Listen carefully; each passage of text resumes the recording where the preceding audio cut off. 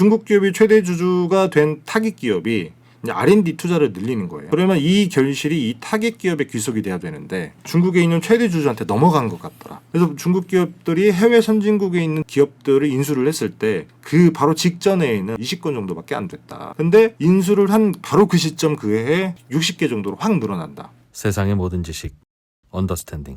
김상훈 기자님 나오셨습니다. 어서 오세요. 네, 안녕하세요. 김상훈입니다. 네, 오늘은 중국이 어떻게 그렇게 첨단 기술들을 많이 그렇게 빨리빨리 따라오나 네. 서양의 선진국들을 기억하시는 분 계실지 모르겠지만 제가 지난해에 한번 이런 내용을 전달해드린 적이 있습니다. 잠깐 슬라이드 보여드리면 이게 한국, 그다음에 중국, 그다음에 미국, 일본의 글로벌 특허 네트워크라고 하는 거를 한번 다 조사를 해본 보고서예요. 이게 뭐냐면 이 빨간색 점들이 중국이 가지고 있는 특허가 이렇더라라고 하는 걸 점으로 찍어놓은 겁니다. 예를 들면 이쪽 X축 같은 경우에는 이 특허가 해외 의존도가 얼마나 심하냐. 예를 들면 해외에 있는 어떤 특허에 어떤 인용을 해서 만든 특허인 거냐, 아니면 굉장히 뭐랄까 독립적으로 만든 특허인 거냐. 요거를 표현해 주는 거고요. 그다음에 요거는 해외에 얼마나 다른 특허에 기여를 했냐. 예를 들면 인용을 많이 당했느냐. 이런 비율들을 따져보는 건데, 그래서 이렇게 4분면으로 나누면 이쪽이 이제 기술 의존 추격형, 그러니까 보통 후발 제조업 국가 이런 국가라고 보시면 되고요. 여기서 시작을 해서 예를 들면 자립형 특허 기술을 많이 가지고 있더라라고 하는 국가들이 이쪽에 오는 거고, 이쪽은 뭐 해외 많이 의존하긴 하지만 여튼 가지고 있는 특허가 다른 특허에 인용도 많이 되더라. 그리고 이쪽이 가장 좋은 기술 선도형 특허들을 그러네요. 점 찍어 놓은 겁니다. 독자 개발해서 인용이 많이 되는. 맞습니다. 그래서 보시면 이 빨간색 점들의 분포도를 그려놓은 게 이 빨간색 면이에요. 그래서 중국의 특허 기술 같은 경우는 2010년만 하더라도 보통은 이렇게 의존 추격형에 치중되어 있는 그런 어떤 특허들을 가지고 있는 산업 구조였는데, 대충 베낀 거. 맞습니다. 한국 같은 경우에는 조금 기술 자립형에 조금 가까운. 덜 베낀 거. 네. 근데 미국은 압도적으로 기술 선도형 국가였단 말이에요. 안 베낀 거. 맞습니다. 그래서 2010년만 하더라도 우리가 생각하면 그냥 중국 같은 경우에는 세계의 공장 이 정도였잖아요. 근데 2020년이 되면 이게 드라마틱하게 바뀝니다.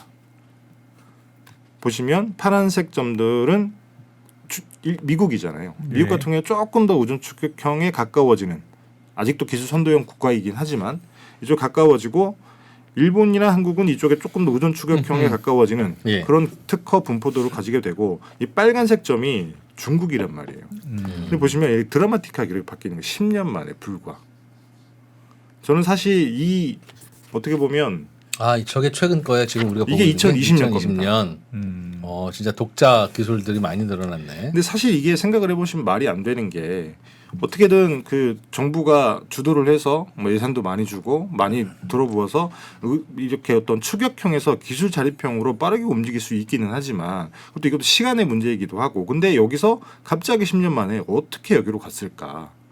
중국의 기술이. 맞습니다. 이거 사실 어떻게 생각해 보면 기술이라고 하는 게 단순히 돈을 많이 들어붓는다고 되는 건 아니잖아요. 네. 예를 들면 범용 기술부터 시작을 해서 축적해서 나중에 어떻게 보면 굉장히 좋은 기술들이 개발이 되는 건데, 중국은 그런 것들을 다 뛰어넘고 이렇게 훌쩍 가버린 거죠.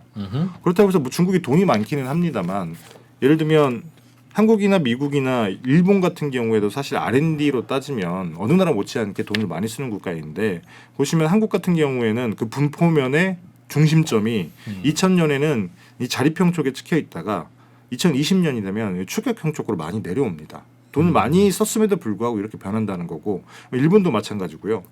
미국 같은 경우에도 어쨌든 뭐 조금 그 뭐랄까 상황은 덜하긴 하지만 여튼 여기도 마찬가지로 이렇게 조금 처지는 그런 모습을 보이는데, 중국 같은 경우에는 2020년에 이쪽에 있었거든요. 2010년에 이쪽에 있었고, 불과 10년 만에 이렇게 왔고, 또 10년 만에 미국을 압도하는 기술 선도형 국가가 됐다라고 하는 게 저는 개인적으로 매우 궁금했었는데, 예. 근데 거기에 조금 이유를 알려주는 논문이 최근에 미국 전미경제연구소에 실렸어요. 근데 아까도 잠깐 저도 그 논문의 요지만 잠깐 봤는데 네네.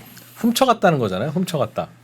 뭐 훔쳐간 거죠. 그럼 훔쳐갔으면 저렇게 앞지르지는 못하잖아요. 그렇지 않습니까? 훔쳐갔는데. 그러니까 그런 거죠. 음. 예를 들면 훔쳐갔다라고 하는 게 아예 거기에 있는 것들을 훔쳐왔다라고 할 수도 있는 거고, 이 논문에서 얘기하고 있는 건 어떤 거냐면 이제 걔네들의 지분 투자를 했잖아요. 뭐 사든 인수를 하든가 지분 투자를 했으면 걔네 돈으로 거기서 R&D를 합니다. 훔쳐와서 더 키웠다. 거기서 R&D를 하는 거죠. 그러면 새로운 기술이 나올 거 아니에요. 왜냐하면 기본 바탕 기술이 있기 때문에 오케이. 그 기술을 가져오는 거예요. 근데 그렇게 되면 어떻게 보면 밑바닥에 깔려 있던 기술들을 바탕으로 더 새로운 기술을 개발을 했는데 기본적으로 밑바닥에 깔려 있던 기술들이 수준이 높기 때문에 새로 R&D를 통해서 만들어낸 기술이 굉장히 고급 기술일 수 있잖아요. 상식적으로 생각을 해보면 네. 근데 그걸 그대로 중국으로 들고 오게 되면 이게 매우 좋은 기술이 되는 거죠. 뭐 어쨌든 네, 보고서에서는 내용을 뭐 봅시다. 그런 내용을 하고 있습니다. 물론 보고서에서는 훔쳐갔다라는 표현을 쓰지 않고 혁신환류라고 하는 매우 고상하고 어려운 표현을 쓰긴 하는데 여튼 그래서 조금 생각을 해보면 우리가 중국이 어찌됐든 10여 년 만에 굉장히 기술 선도 국가가 됐고 그러면 중국이 어떤 방식으로 기술들을 확보를 했냐라고 조금 과거의 방식들을 살펴볼 필요가 있는데 예. 일단 첫 번째 방법은 이런 거였습니다. 처음에는 어쨌든 중국이라고 하는 시장이 매우 크잖아요. 14억 명쯤 되니까. 그래서 우리가 이렇게 엄청난 시장을 내어줄 테니까 얘네가 우리 그 내수 시장으로 들어와라. 대신에 우리 내수 시장에서 사업을 하려면 중국 기업이랑 50대 50으로 합작 법인을 만들어야 된다. 그래서 중국에 아주 적극적으로 진출을 했던 나라가 독일 같은 나라입니다. 예. 그래서 메르켈 총리 시절에 사실 독일 경제는 중국을 축으로 어떻게 보면 성장을 했다, 고도 성장을 했다라고 볼 수 있는데 이렇게 독일 대기업이 중국 기업이랑 합작 법인을 통해서 중국 내수 시장에 진출을 하게 되면 대기업은 어쨌든 완제품을 파는 곳이잖아요. 네. 여기서 매출이 늘어나겠죠. 그러면 이 완제품을 만들어서 팔려면 독일에 있는 미텔 슈탄트라고 하는 강소기업들, 예. 우리나라 중소기업인데 굉장히 짱짱한 중소기업들 여기에 수출을 하는 겁니다. 부품이나 자재 이런 것들을. 네. 이제 그렇게 되면 당연히 독일에 있는 국민 경제가 살아나는 이런 구조로 어쨌든 독일이 한 10여 년간, 15년간 굉장히 재미를 톡톡히 봤는데 문제는 이 합작법인이라고 하는 비이클이라고 하는 게 어쨌든 그 파트너가 되는 중국 기업이라고 하는 게 독일에 있는 기술력이 굉장히 높은 기업이랑 어떻게 보면 대등한 위치에서 합작을 하는 게 아니잖아요. 그렇죠. 독일 같은 경우는 시장에 진출하기 위해서 쟤네랑 합작을 하는 거지. 얘네 기술력이 굉장히 뛰어나기 때문에 우리가 합작을 하는 거야. 이건 아니었기 때문에 그래서 이 합작법인에서 기본적으로 중국 기업들이 기술을 빼내올 수 있는 통로가 되는 거예요. 그러니까 합작을 그렇죠. 해줬겠죠. 맞습니다. 그래서 사실 이거는 굉장히 뭐 그렇다고 해서 여기서 굉장히 어떻게 보면 기술을 선도할 수 있을 만큼 굉장히 고급 기술을 빼내올 수 있는 건 아니란 말이에요. 그래서 중국이 두 번째로 썼던 그 방식이 M&A를 통해서 가져오는 겁니다. 이게 제가 지난해 말쯤에 한번 전해드렸던 넥스페리아라고 하는 유명한 사례인 건데 이 넥스페리아라고 하는 그 차량용 범용칩을 만드는 반도체 회사예요. 네. 네. 지난해 말에 어떤 일이 있었냐면 이 넥스페리아라고 하는 회사의 경영권을 네덜란드 정부가 뺏어간 적이 있습니다. 그래서 중국에서 화가 나서 이 넥스페리아에서 중국으로 들어와서 이제 패키징을 통해서 글로벌 시장으로 나가는 어떤 범용칩들의 수출을 막아버린 적이 있는데 넥스페리아가 칩 만드는 회사예요? 맞습니다.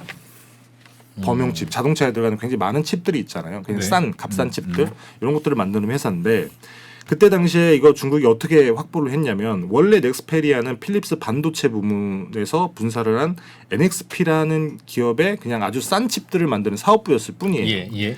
근데 이 그 NXP라고 하는 회사를 사간 곳이 사모펀드거든요. 예. 사모펀드는 돈이 안 되는 걸 팔아야 되잖아요. 네. 그래서 요거를 2014년, 2015년 무렵에 이 넥스페리아라고 하는 범용칩을 만드는 수익이 남지 않는 회사를 분사해서 또 팝니다.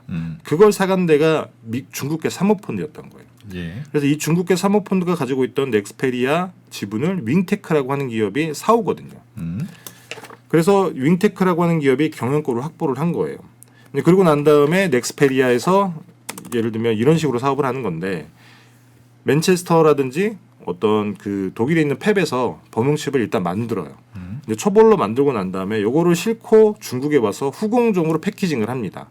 예, 대략 70에서 80% 물량이 중국 공장에서 패키징을 하는 건데 이렇게 해서 전 세계의 어떤 그 글로벌 시장에 범용칩을 완제품을 만들어서 파는 그런 구조였던 거예요.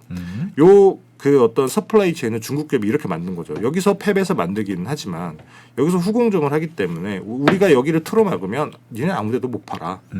이런 식으로 만들어 놓고 그런 다음에 이거는 뭐 네덜란드의 추정이긴 합니다만 이 윙테크의 CEO라고 하는 인물이 넥스페리아의 CEO였어요. 윙테크의 오너가 넥스페리아의 CEO를 겸했는데 이 넥스페리아의 CEO가 넥스페리아가 가지고 있던 어떤 재산, 그다음에 IP, 지적재산권 이런 것들을 다 가져가려고 했다. 그래서 우리가 경영권을 뺏은 거다. 이렇게 얘기를 합니다. 그래서 그때 당시에 2000년대 중반쯤에 중국이 이런 어떤 그 기술을 훔쳐오기 위해서 이런 방법을 되게 많이 썼던 거예요. 예를 들면 넥스페리아뿐만 아니라 볼보도 사실 중국 지리차가 사갔고요. 네. 그다음에 하이얼 같은 회사가 지의 가전 사업부를 사왔고 그다음에 이게 되게 결정적인데 메이디라고 하는 중국의 로봇 업체가 사실 독일의 쿠카라고 하는 기업을 사오거든요. 독일의 쿠카라고 하는 기업이 사실 산업용 로봇 시장에서는 독일 쿠카, 그다음에 예를 들면 일본의 화낙 이런 업체들이 시장에 양분하고 있었던 상황이었는데 그 쿠카를 메이디라고 하는 중국 기업이 사오는 겁니다. 그래서 지금 생각을 해보시면 사실 자동차, 그다음에 가전, 그다음에 로봇 산업. 지금은 어떻게 보면 중국이 굉장히 전 세계를 주름잡고 중국의 제조업을 이끌어가는 그 중심축으로 성장을 한 거잖아요. 네. 그때 이런 M&A 방식으로 이런 기술들을 다 습득을 했던 거였어요. 근데 문제는 얘네들이 그렇게 하다가 우리가 반도체도 어쨌든 빨리 독립을 해야 되기 때문에 반도체 기술도 어쨌든 확보를 해야 되는 거잖아요. 근데 본인들이 밑에서부터 올라갈 수는 없기 때문에 반도체 기업들을 살려고 굉장히 노력을 많이 했었습니다. 네. 유럽에 있는 반도체 기업들. 근데 그때 당시에 유럽에 있는 규제 당국들이 다 잘라버린 거예요. 중국 애들이 이런 식으로 기술들을 많이 빼가는구나. 그래서 그때 당시에 외국인 투자 심사 규제 이런 것들을 굉장히 깐깐하게 강화를 해서 중국 기업들이 굉장히 어떤 민감한 기술, 그 다음에 그 어떤 선진 기술 이런 것들이 포함되어 있는 어떤 기업들은 아예 살 수 없게 그렇게 다 틀어 막아버립니다. 그래서 중국이 이렇게 M&A를 통해서 눈에 보이게 기술들을 가져갈 수 있는 이런 통로를 막혔는데, 근데 문제는 그렇게 막았음에도 불구하고 아까 보여드렸던 것처럼 중국이 굉장히 빠른 속도로 어떤 좋은 특허 기술들을 확보를 하거든요. 네. 이게 어떻게 가능했는지 사람들이 되게 궁금해하기도 했었는데. 그래서 최근에 아까 말씀드렸던 미국 전미경제연구소에서 내놓은 보고서에서 그렇게 얘기를 하는 겁니다. 우리가 지나고 봤더니 중국이 이런 방법도 썼더라. 그게 뭐냐면 외국인 투자 심사라고 하는 거는 중국 기업이 우리나라에 있는 어떤 선진국에 있는 기술력이 좋은 기업들을 사지 못하게 막는 거거든요. 예. 근데 외국인 투자 심사는 당연히 중국 기업들이 해외 선진국에 있는 기업들을 살 수 없게 막을 수 있지만 근데 예를 들면 조세피난처라고 하는 것을 거쳐서 우리가 타겟 기업을 사게 된다. 네. 이거는 막기가 어려웠던 거예요.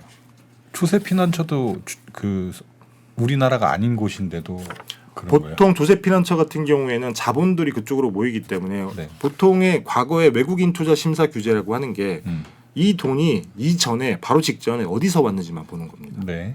그래서 중국에서 샀다 그러면 중국 기업이 우리나라 기업을 살려고 하는구나. 안 돼. 막는 건데 조세피난처에서 왔네. 그러면 국적을 알 수가 없는 거예요. 쿠션 한 번만 치면 이제 못 막는 건가 보네요. 맞습니다. 그래서 중국 공무원들이 기업들이 잘못했네. 아니 저걸 근데 아마도 아주 이렇게 제가 단순화해서 그림을 그리긴 했습니다만 조세피난처에 있는 어떤 그 페이퍼 컴퍼니 두세 개를 돌린다든지 조세피난처에서 또 조세피난처로 돌린다든지 이런 방법을 쓰게 되면 추적하는 게 쉽지는 않을 거예요. 행정적으로도. 그래서 예를 들면 조세피난처에 있는 기업들을 우리가 과세하기 힘든 이유가 추적이 쉽지 않기 때문에 그런 그렇기도 하고 거거든요. 뭐 중국 기업한테 안 팔아 그러고 하면 네덜란드 기업한테 네가 사라. 그 다음에 1년 있다가 니네가 우리한테 넘겨라. 뭐 그럴 수 있잖아요. 그러니까 예를 들면 중국한테 기술 넘어가는 걸 극도로 싫어하는 몇몇 나라들이 있으면 네. 그 나라에서 중국 기업을 직접 하지 말고 중국한테 넘기는데 뭐 별 큰 문제 없는 그런 나라 국적에 있는 기업한테 가서 네. 내가 돈 댈 테니까 네가 가서 사와라. 하면 뭐 그냥 뺄 수 있는 거 아닙니까? 저게 뭘 어떻게 막아 저게? 뭐 그렇죠. 뭐 빼려면 뺄 수 있고 그런 방법들이 있기 때문에 중국이 이런 방법을 많이 썼다라고 할 수도 있는 건데 그래서 예를 들면 뱅앤올룹슨이라고 하는 굉장히 유명한 그 음향기기 파는 가전 업체 있잖아요. 명품 가전 업체. 네. 네. 여기 단일 최대 주주가 뉴 스파클 롤 인터내셔널 그룹이라고 하는 버뮤다 소재 기업이에요. 조세피난처에 있는 거잖아요. 여기가 가지고 있는 지분율이 한때는 20% 정도가 됐고 지금도 14% 정도, 12% 정도가 돼서 최대 주주인 건데 원래는 이게 뉴스파크 롤이라고 하는 게 중국에 있는 기업이거든요. 근데 얘네들이 처음에는 인수를 하려고 했대요. 인수를 하려고 했는데 어떤 이유에서인지 인수 협상은 무산이 됩니다. 네. 그러고 난 다음에 얘네들이 이 조세피난처를 통해서 계속 최대 주주 역할을 하고 있는 거예요. 그리고 예를 들면 리오틴토라고 하는 굉장히 유명한 굴지의 광산 기업이 있습니다. 예. 세계 3위쯤 되는 광산 기업인데 여기도 싱가포르에 소재한 샤이닝 프로스펙트라고 하는 페이퍼 컴퍼니가 리오틴토의 지분 14%를 들고 있거든요. 이것도 최대 주주입니다. 네. 근데 이 샤이닝 프로스펙트라고 하는 그 페이퍼 컴퍼니에 돈을 댄 곳은 중국 알루미늄 공사예요.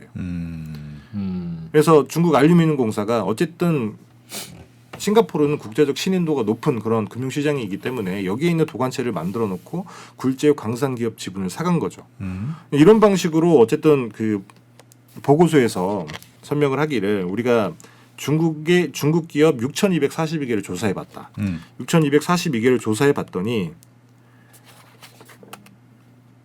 케이먼 그 한 37.7% 그러니까 대략 한 2,000개 넘는 그런 어떤 중국 기업들이 조세피난처에 최소 하나 정도의 도관체를 두고 있고 그렇다 보니까 중국 기업들이 조세피난처에 가지고 있는 소유자산 비중이 이렇게 됩니다. 예를 들면 케이먼 제도 같은 경우에는 46.24%가 중국 기업이 가지고 있는 자산. 그다음에 버뮤다 같은 경우에는 22.7%. 그러니까 중국 기업들이 굉장히 어떤 조세피난처를 활용을 해서 굉장히 전 세계에 많이 투자를 해놨다라고 하는 거죠. 네.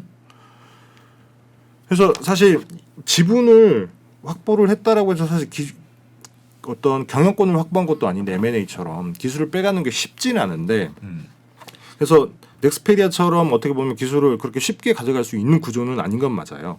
근데 아까 말씀드렸다시피 이런 방식으로 가능한 건데 이렇게 중국 기업이 타깃 기업의 어떤 최대 주주가 됐다. 그러면 어떤 프로젝트를 할 때 중국 기업이랑 이 타깃 기업이 합작 법인을 또 만들 수가 있습니다. 이 합작 법인을 만들게 되면 처음에 말씀드렸다시피 이 합작 법인이 기술 이전의 고리가 되는 거죠. 네. 뭐 요거까지는 그럴 수 있는데 이 논문에서 매우 중요하게 생각한 게 이런 거예요. 요거는 뭐 어떤 국가의 어떤 기업인들 이건 안 하겠습니까? 다 하는 거니까 상관없는데 중국 기업이 최대 주주가 된 타깃 기업이 이제 R&D 투자를 늘리는 거예요. 그러면 이 기업이 R&D 투자를 그 국가 그 나라에서 하는 거잖아요. 이렇게 해서 R&D 투자의 결실이 나왔다. 그러면 이 결실이 이 타깃 기업의 귀속이 돼야 되는데 우리가 봤더니 이 여기서 R&D 투자를 통해서 만든 특허, 기술 개발 이런 것들이 중국에 있는 최대 주주한테 넘어간 것 같더라. 이렇게 얘기를 합니다. 뭐 넘어갔을 수도 있겠죠. 넘어간 거를 뭐 관찰하지는 않았겠으나 그거야 뭐 당연히. 그렇죠. 그래서 이런 이야기를 하는 거예요. 이게 어떤 표냐면 이 0이라고 하는 시점이 중국 기업이 해외 선진국이나 혹은 해외에 있는 기업들을 인수하거나 지분 투자를 한 시점입니다. 이 마이너스 1은 그 전해 그리고 이 Y축 같은 경우에는 특허를 등록한 숫자 요걸 나타내는 건데 이 빨간색 선은 해외 선진국 기업들을 인수했을 때 특허 등록이 어떻게 변하는지를 시계열로 보여주는 거고 이 파란색 점선은 선진국이 아닌 개발도상국의 기업을 인수를 했을 때 중국 기업의 특허 등록 건수가 어떻게 변하는지 본 거예요. 네. 그래서 중국 기업들이 해외 선진국에 있는 기업들을 인수를 했을 때 그 바로 직전에는 특허 등록 건수가 20건 정도밖에 안 됐다. 근데 인수를 한 바로 그 시점 그 해에 특허 등록 건수가 대략 60개 정도로 확 늘어난다. 그래서 예를 들면 선진국 기업들이 가지고 있던 어떤 R&D의 과실 이런 것들을 이미 지분 최대 주주가 되는 첫 해부터 이런 것들을 중국 기업들이 가져가고 그리고 꾸준히 그때부터 R&D를 늘리면 당연히 기술 개발, 특허 개발들이 많이 늘어날 거 아니겠습니까? 근데 그런 것들이 다 이렇게 중국 기업에 귀속이 된 것 같더라라는 얘기를 하고 있다는 거죠. 귀속됐다는 건 뭘로 볼 수 있는 거예요? 이게 귀속됐다라고 하는 걸 명확하게 보여주진 않고요. 추측이다. 추측인 거죠. 예를 들면 이런 거예요. 여기서는 없어요. 음. 그러니까 그 해외 기업을 인수하기 직전에는 특허 등록 건수가 그렇게 많지 않습니다. 그런데 해외 기술 기업을 인수하고 난 뒤에는 특허 등록 건수가 이렇게 많이 늘더라. 우리가 네. 이걸 어떻게 봐야 되는 거냐? 그러니까 그 사이에 인수하고 나서 야 왜 특허 등록을 안 해? 기술이 있는데 뭐 특허 등록 할 수도 있고. 근데 그 기업이 하는 거면 상관이 그쵸? 중국 기업 말씀하시는 거죠. 뭐 그렇게 할 수 있기는 한데 이게 상식적으로 생각하기에는 너무 많다라는 거예요. 많다. 그러니까 지금 파란색 점선과 빨간색 실선이 어떻게 가까웠던 게 다른 이 거예요? 파란색 실선은 개발도상국 기업들을 인수했을 때 특허 등록 건수가 어떻게 변하는지. 누구의 특허 등록 건수? 중국 기업의 특허 등록 인수한 건수. 주체인. 그쵸. 인수한 주체. 최대 주주가 된 중국 기업. 그러니까 예를 들면 유럽에 있는 기업을 샀다. 아하. 그러니까 샀는데 왜 이 모 회사가 갑자기 특허를 많이 내냐? 맞습니다. 그 얘기죠. 그쵸. 우리는 원래 많이 내라고 하면 야 그럼 원래 많이 냈어야 된다. 다른 나라 인수할 때는 많이 안 내는데 그러니까 어디 인수하고 나서 거기서 얻은 기술로 니네 모 회사가 특허 내는 거지라는 거군요. 물론 이게 이 논문이 상관관계만 따진 거라서 인과관계 따지거나 또 혹은 구체적으로 이런 사례가 있다라까지 밝힌 논문은 아니기는 해요. 다만 우리가 통계적으로 봤더니 그런 경향이 뚜렷하게 나타난다. 이 그래프 같은 경우에는 중국에 있는 모든 기업들을 대상으로 한 거라서 그런 경향성이 잘 보이기도 하지만 특히나 이게 중국에 있는 국영기업 SOA가 중국 국영기업이거든요. 아까 말씀드렸던 뭐 중국 알루미늄 공사 이런 것처럼 보시면 그 전에는 특허 등록 건수가 꾸준히 뭐 예를 들면 뭐 열 몇 건 이 정도밖에 안 됐는데 인수하는 순간 바로 80건으로 올라갑니다. 이게 더더군다나 한 기업에 국한된 게 아니라 모든 기업들의 어떻게 보면 평균치 같은 거거든요. 참 모르겠다. 근데 인수한 그 해에 네네. 굳이 그 해에 저렇게 급하게 뽑아먹을 필요가 있어요? 그것까지 잘 모르겠어요. 그러니까 그 해에 정신도 없을 텐데 무슨 특허를 갖고 와서 뭐 그거를. 근데 어떤 그럴까? 방법을 썼는지 모르겠지만 애시당초 그게 목표였다라고 하면 당연히 첫 해부터 그렇게 하겠죠. 그러니까 굳이 어차피 이제 내 회사고 내 기업인데. 근데 그게 100% 경영권을 확보한 인수라고 하면 상관이 없는데 그런 인수 포함해서 지분 투자까지 한 그냥 최대 주주인 경영권을 확보하지 못하고 최대 주주인 그런 경우에도 이런 그 어떤 행태들이 아주 반복적으로 통계적으로 확인이 된다는 거예요. 그래서 네. 그렇기 때문에 요거는 어떻게 보면 중국 기업들이 그 조세피난처에 있는 어떤 도관체를 통해서 피해가는 거 아니냐? 해외에 있는 기업들을 못 사기 때문에 그냥 특허, 그다음에 핵심 기술 이런 것들을 빼오기 위해서 활용을 한 거 아니냐라고 주장을 하고 있는 거예요. 그래서 뭐 사실 보고서에서는 도둑질이라고 하지 않고 혁신환류라고 하는 건데 그래서 중국 기업이 어찌됐든 최대 투자자이기 때문에 자본을 집어넣은 건 맞잖아요. 예. 그렇기 때문에 우리가 자본을 집어넣었기 때문에 어떻게 보면 여기서 나오는 R&D 과실도 우리가 먹는 게 맞는 게 아니겠냐라는 방식으로 생각을 했을 수는 있어요. 그래서 이 환류라고 하는 표현을 쓰는 건데 그래서 사실 이게 서구에 있는 서방 선진국들이 빨리 알았다라고 하면 이것도 빨리 막았을 텐데 잘 모르고 있었던 거예요. 그래서 보고서가 분석한 시기가 2012년부터 2021년까지거든요. 예. 그래서 보시면 2012년에는 생각보다 중국 기업들이 글로벌 어떤 자산, 글로벌 기업들의 자산을 가지고 있는 비중이 그렇게 크지 않았습니다. 대략 한 5천억 달러 정도, 한국 돈으로 치면 750조 원쯤 되는데, 근데 보시면 2012년 이후로 이 파란색 그 전면이 미국이에요. 그다음에 이 녹색 전면이 유럽입니다. 미국과 유럽에서 이런 방식으로 굉장히 공격적으로 자산을 많이 늘린 거예요.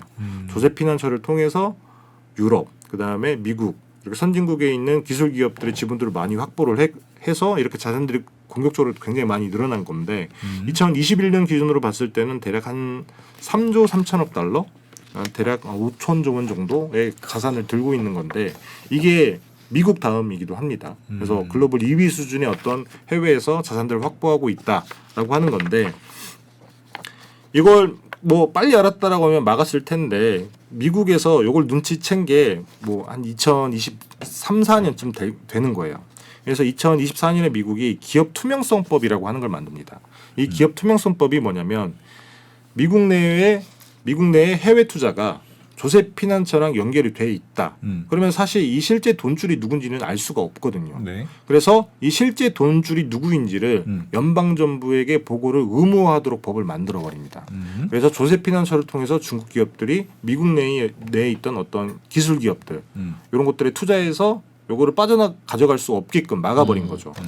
EU 같은 경우에도 2025년에 비슷한 외국인 투자인 경우에는 꼬리표를 타고 올라가서 돈의 주인이 누구인지까지 확인돼야만 어떤 투자가 가능하도록 규정을 바꾸는 건데 그래서 2024년, 2025년이면 얼마 안 되잖아요. 그렇죠. 근데 이미 중국은 가져갈 건 다 가져갔다. 그렇죠. 아. 이미 2021년에 미국을 앞설 만큼의 어떤 기술 선도형 구조를 가지고 있었기 때문에 사실 네. 2010년대 아무도 모를 때 중국은 이런 방식을 통해서 굉장히 좋은 핵심 기술들을 많이 가져갔고 그걸 통해서 굉장히 본인들의 어떤 기술 수준을 아주 극도로 높여놨다는 거죠. 그래서 사실 생각을 해보시면 시진핑 주석이 취임이 2013년인가요? 2014년인가요? 그쯤 되는데 그때 당시에 시진핑 주석이 취임하면서 기술 굴기 이런 얘기를 했습니다. 예. 예. 그리고 2025년에는 우리가 어떤 제조 산업을 거의 뭐 인류 수준에 올려놓겠다라고 해서 제조 2050, 2025라고 하는 어떤 산업 정책을 발표를 했고, 예. 근데 그때 당시를 생각을 해보시면 많은 선진국들에서 그렇게 얘기를 했어요. 중국 지들이 뭐라 기술이 10년 만에 그렇게 갖출 수 있는 것도 아니고 니들 기껏 해봐야 조립 잘하는 기술밖에 없는데 조금 어떻게 보면 비웃었다.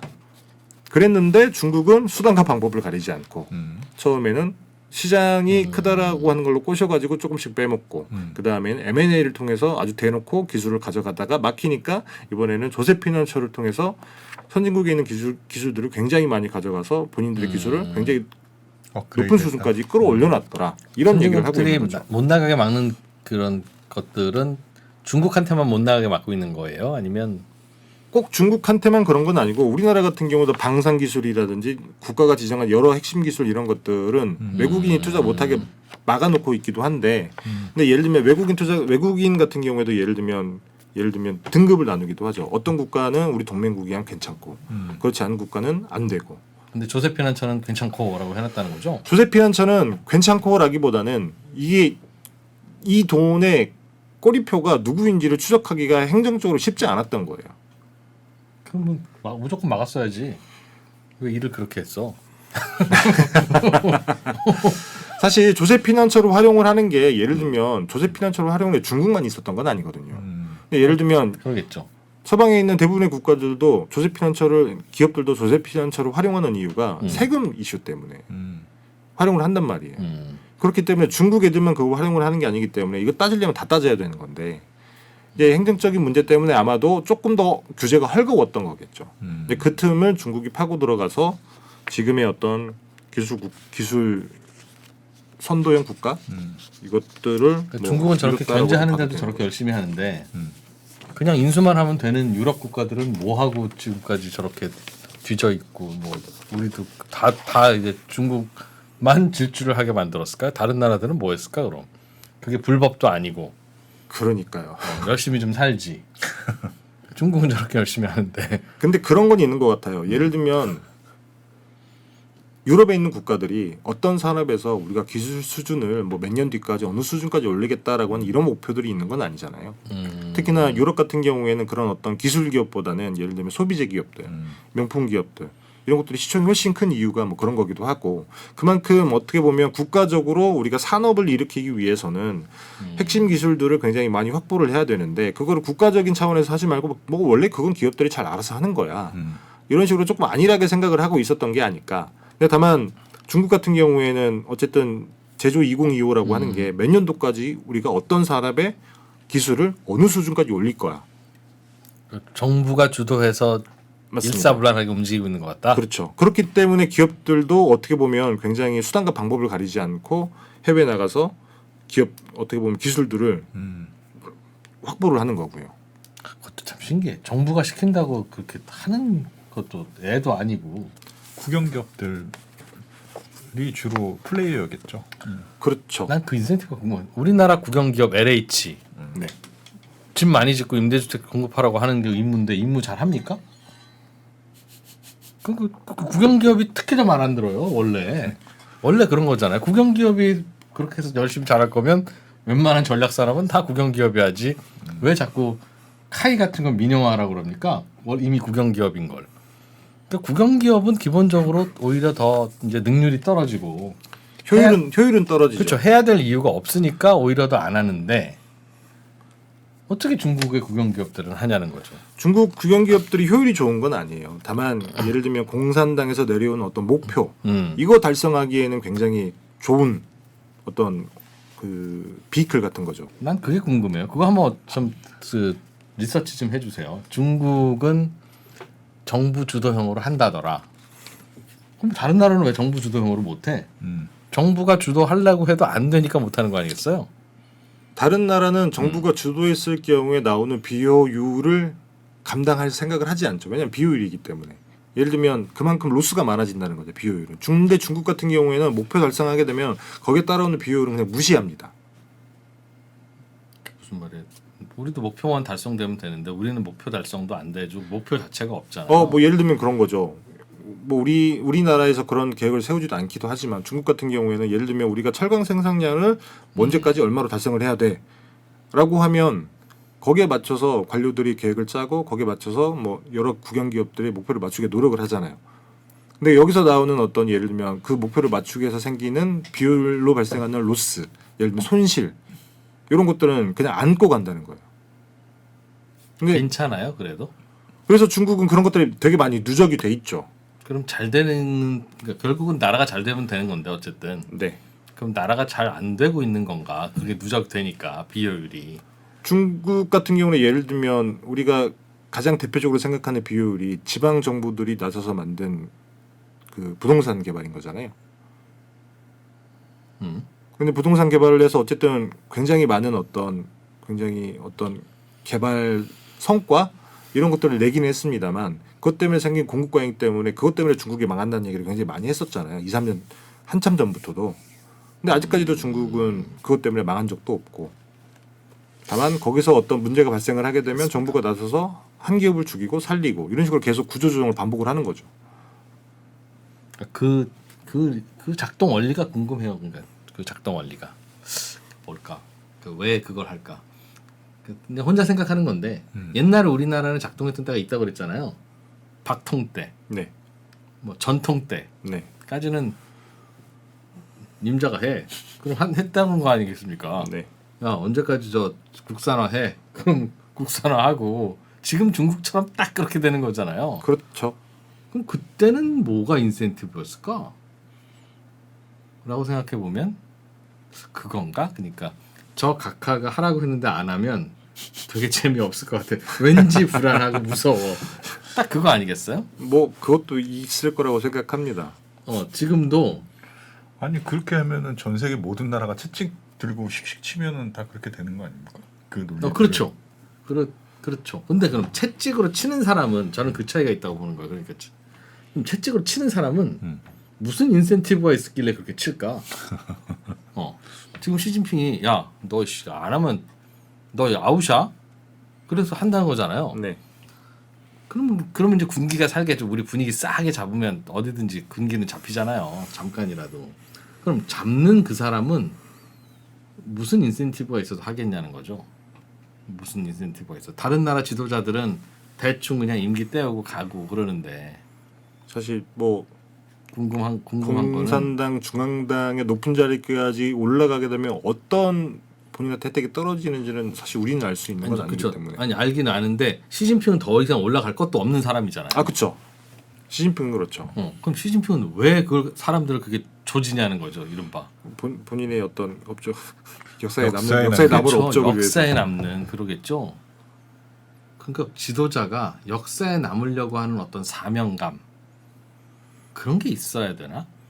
그런 게 있어야 저렇게 돌아가고 나머지는 그냥 별 사명감 없는 지도자들이 뽑히니까 이러는 거라고 봐야 되는지 그냥 그 원인이 궁금하더라고요. 그러니까 하우투는 대충 보니까 알겠는데 야 쟤네들은 벌떼 축구를 하네. 아주 그냥 그라운드를 왱 돌아다니니까 아주 저놈들이 축구를 잘하는 이유는 벌떼 축구구나. 그렇게 결론 내지 말고 쟤들은 힘든데 왜 저렇게 벌떼처럼 뛰게 만드는 우리도 그럼 벌떼 축구를 하면 되는데 우린 못하잖아요. 그럼 쟤네들의 저 절박함은 어디서 나오는 거냐 도대체. 그냥 그게 이제 그 비결이거나 원인이거나 뭐 그런 거겠죠. 벌떼 축구가 비결이 아니라 그걸 그렇게 벌떼로 만드는 그 모티브가 뭐냐 하는 그런 건데 그걸 잘 모르겠어요.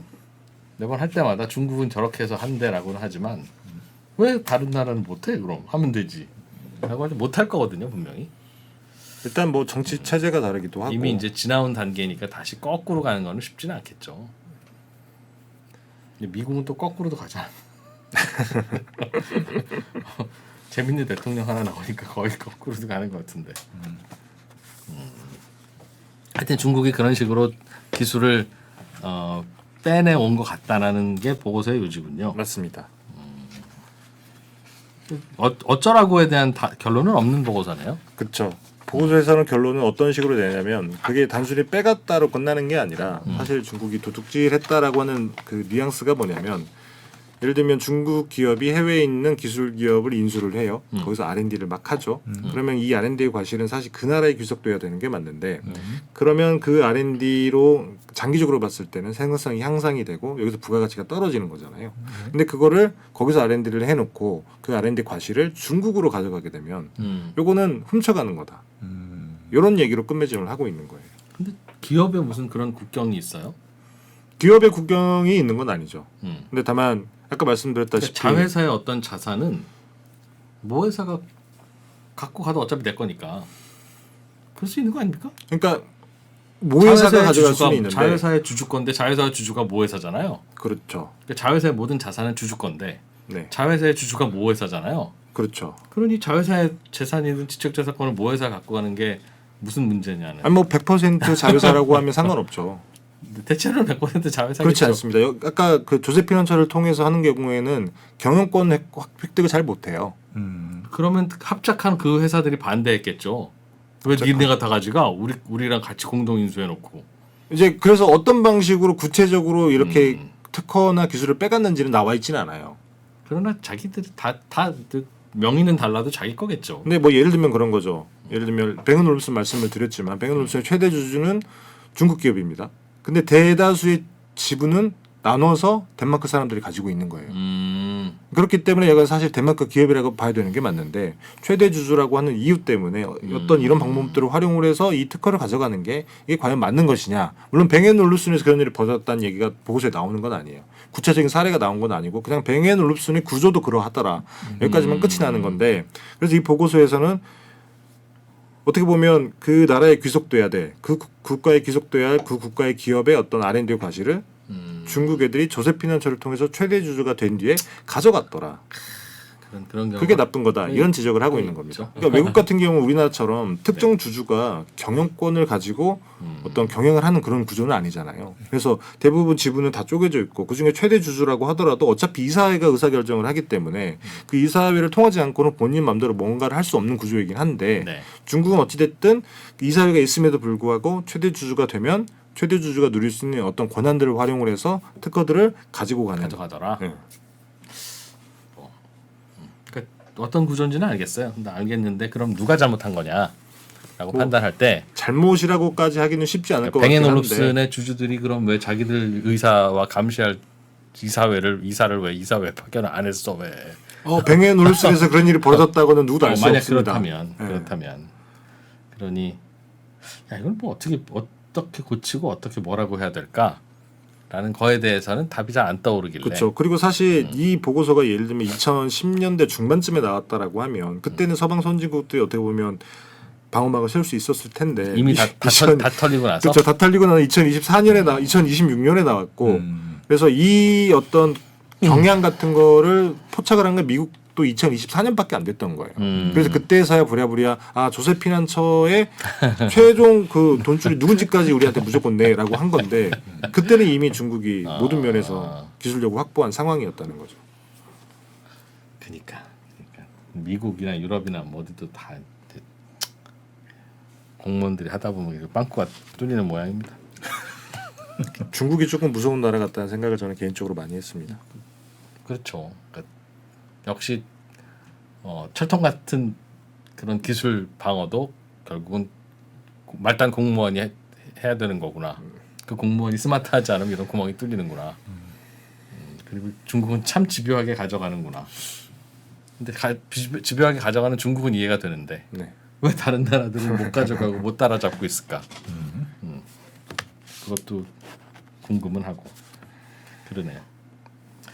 네, 잘 들었습니다. 뭐 하실 말씀 있어요? 없습니다. 재밌었어요? 네. 유익했어요? 네. 네, 조세핀 안처 이야기 잘 들었습니다. 고맙습니다. 네, 감사합니다.